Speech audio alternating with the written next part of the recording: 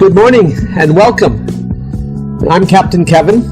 You'll find me also on YouTube as PokerPioltKH. Today we're continuing our series of Rocky MountainAir, our flight number 8 from Lytton to Hope. This one's a good one down the Fraser Canyon. Wow.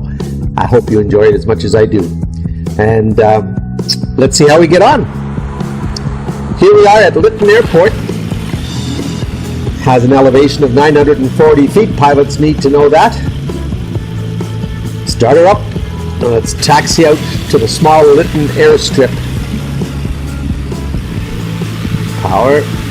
Uphill a bit. Turn right. Some more. Look at this countryside, Lytton, on the banks of the Thompson River and the Fraser River, right where they join together, the confluence of the Fraser and the Thompson. We'll talk about Mr. Simon Fraser shortly. On that last flight from Kamloops to Lytton, we chatted about Thompson, David Thompson and the Explorer.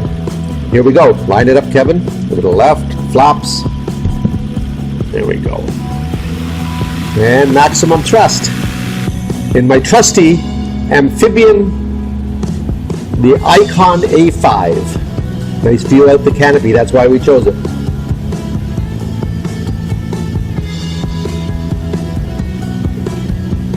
Looking for about 50-55 knots. And we can rotate the nose. Here we go, nose up, come on. And wow, just at the end of the runway we get airborne.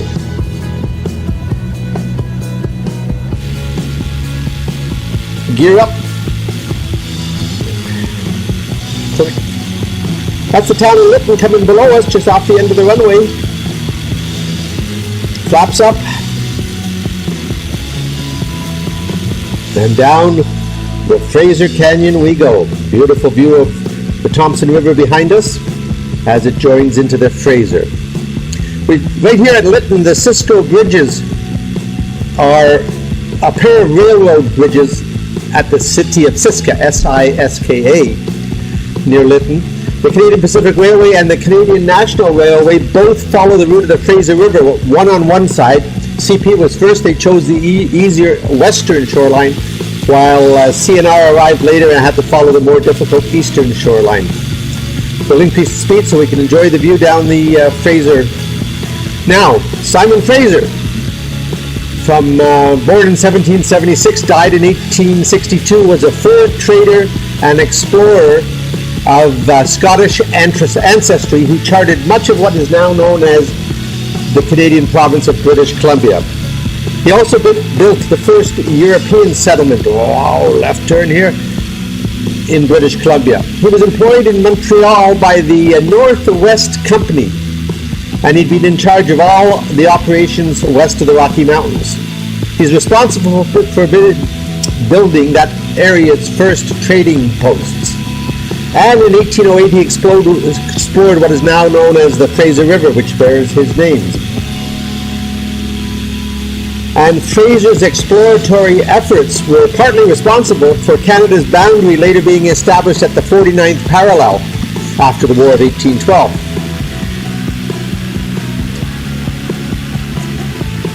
He was offered a knighthood, but Fraser said no thank you because of his limited wealth. As we carry along the Fraser Valley, you can see it's a fairly wide valley at this point. That will change.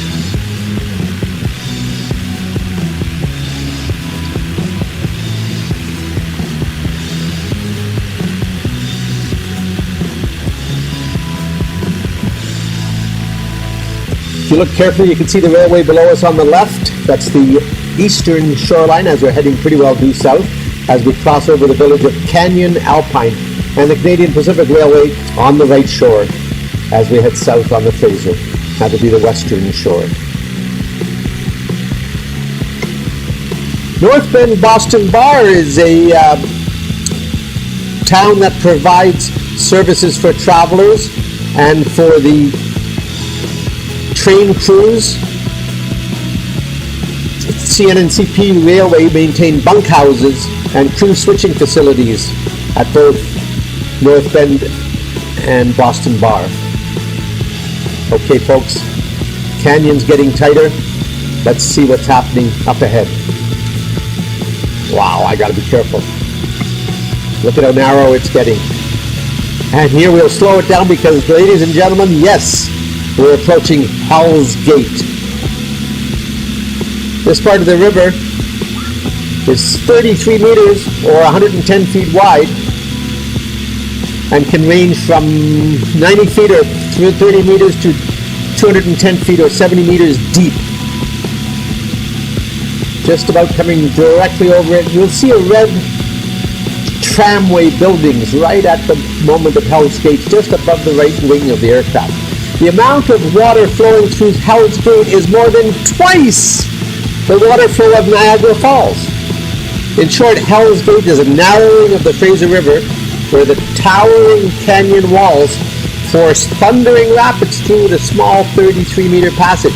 Just imagine, 200 million gallons of water per minute are flying right beneath us now, and there's Hell's Gate, the narrowest portion of the Fraser.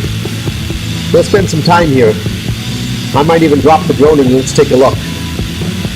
Or at least we'll do a low-level pass. The name Hell's Gate came from the journal of that famed explorer Simon Fraser way back in 1808. Here's the drone view.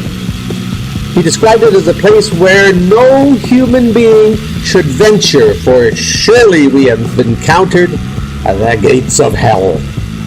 Early explorers referred to this area as a place where no human being should venture, and a place where man and nature battle for supremacy. Oh yeah. Hell's Gate on the Fraser River.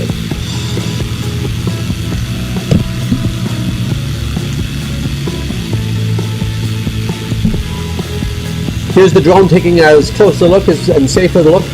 Look at the road on the left. You can see the cars flying sort of off the road in the middle there. That's Microsoft Flight Simulator artificial intelligence doing the best it can from a satellite shot of the area.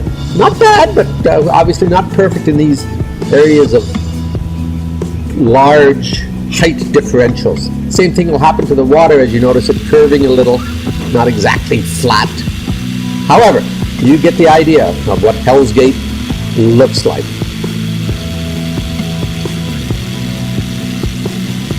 This is about a 3-hour drive from Vancouver, so one could easily come here in a day, enjoy the view, and work your way back.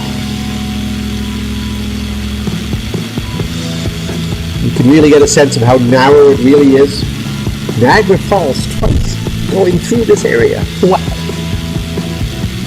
This is also one of the reasons why I did this particular trip from all the way from Calgary to Vancouver. I wanted to fly this Fraser Canyon, aside from the last spike we've seen in a few videos ago.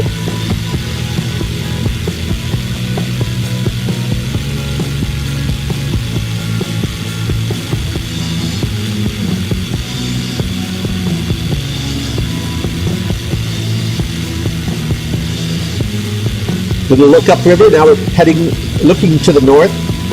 As I mentioned before, that is a suspension bridge tramway station on the bottom. Restaurants, of course, tourist area. Takes you all the way up to the other shoreline up high. The longest suspension bridge in the province. And one last time I'll indulge myself with a low pass at normal speeds, 120 knots, right over Hell's Gate. Wow, I love that. Okay, left turn. Be careful, Kevin. I'm at low level here. Very dangerous in flying. We've got, when you're at low level, off to the right. So let's get it up a little bit higher, enjoy the view a bit more. That's it, around that corner. The compass is saying actually south and east right now, 140 degrees, so a typical mountain. Oh, I see we're going to have a little fun on the Fraser River here. Flaps are down. Let's land. Let's see if we can land on the Fraser. Oh, I don't know about this. Power's off. Here we go. The river doesn't look that flat. Ease it back, Captain Kevin, ease it back. Oh, right wing tip, watch out. left, that's it. Okay. Oh, we did it. Let's get out of here. Oh, look what I see up ahead. My goodness. A bridge. The Alexandria Bridge as the Trans-Canada crosses. Wow, a bridge. Can I? Should I? Oh yeah, let's try it. Let's try it. Under the bridge. Yes! Wow! That's the first bridge I've been able to fly under in Microsoft Flight Simulator. Wow! Whee! Okay, let's celebrate. Okay, be careful. Be careful. Nose up. Up. Oh my goodness. That's a low-level roll in an airplane that shouldn't be rolling. But we just made it. Just barely made it. Okay, let's get out of here. Down the Fraser. Here we go. Village of Spuzum, maybe?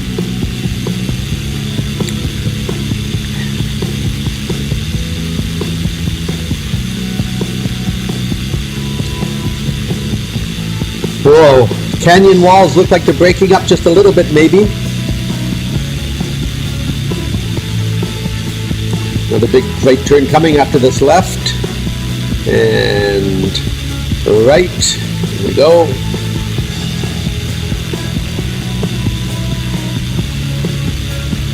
Well, still a canyon.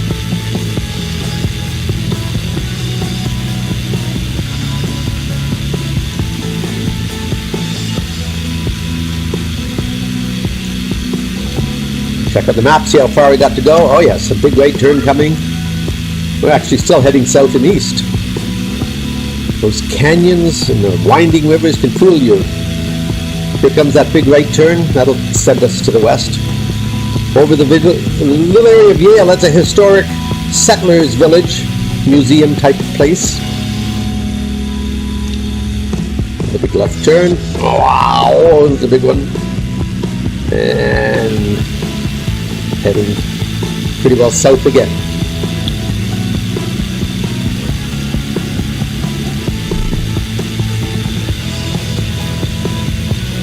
River, railway, and highway.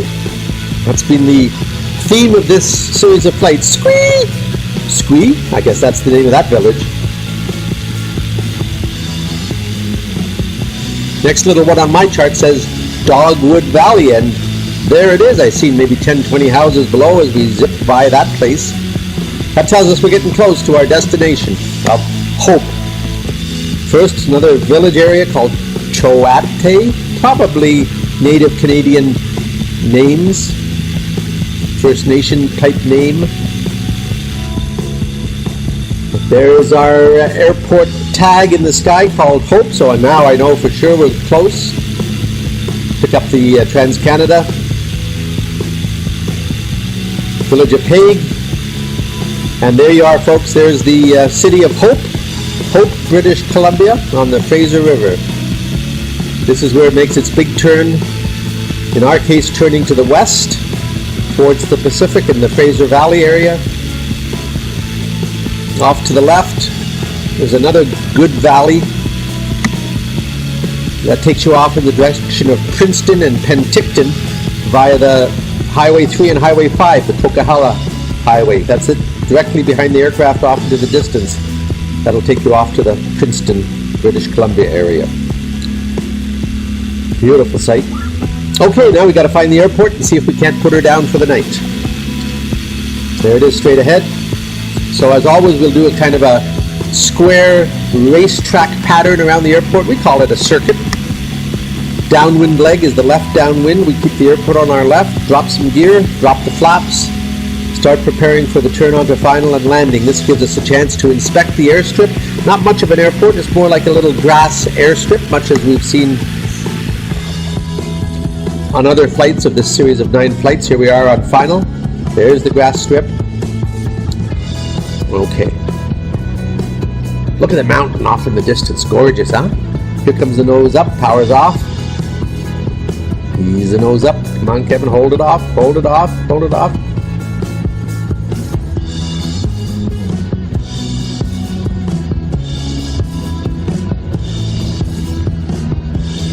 And landing. Landing at Hope. Don't expect too many people here to visit us on the ramp area, but let's see if there's anybody. Looks a little deserted. So we'll park at one of the outbuildings, call for a taxi, and spend the night in Hope. Slows down a little on the grass. Ah, yeah. Look at the view as we swing it around here.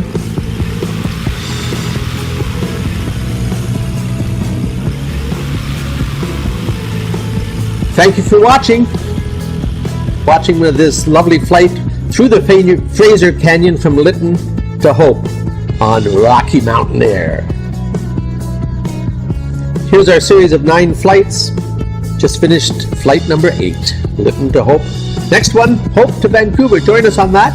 You'll find me on YouTube under PokerPioltKH. Bye for now.